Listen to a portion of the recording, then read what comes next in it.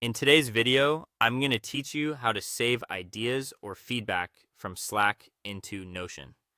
If your team shares product ideas, customer comments, or feature requests inside Slack, you already know how quickly useful messages can disappear under newer conversations.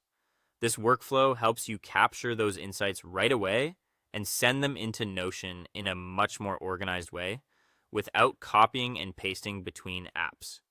Before you begin, make sure you already have a Notion database set up, such as an idea bank or a feedback tracker, because the integration needs a destination page to send the message into.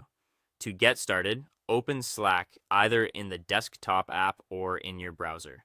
In the left-hand sidebar, scroll down to Apps and click it. In the search area, type Notion and look for the official Notion integration. Open that result, then click Add to Slack. Slack will redirect you to a browser authorization page where you'll need to click Allow to give the integration permission to connect with your workspace. This is the step that activates the app inside Slack. Once that's done, the browser will take you to a setup page for Notion. Here, you'll choose which Notion workspace content the integration can access. Click Select Pages near the top right, then find the database you want to use for storing these messages. Select the checkbox next to your target database and then click Allow Access.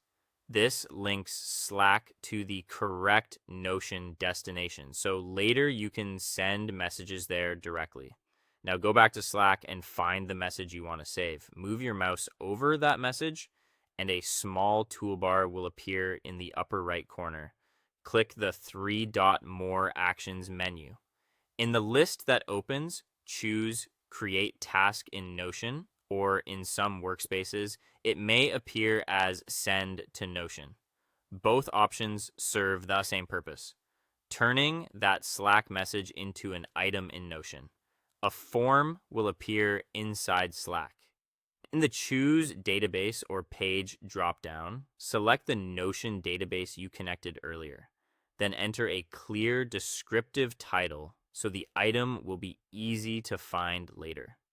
The main content usually fills in automatically with the original message text, the sender's handle, and a direct link back to the Slack thread, which is especially helpful if you want to revisit the full conversation. If your database uses properties, you can also assign tags like a status or category before saving. When everything looks right, click Create or Save. And that's it. Your Slack message is now stored in Notion in a structured, trackable format, making it much easier to review ideas and feedback later.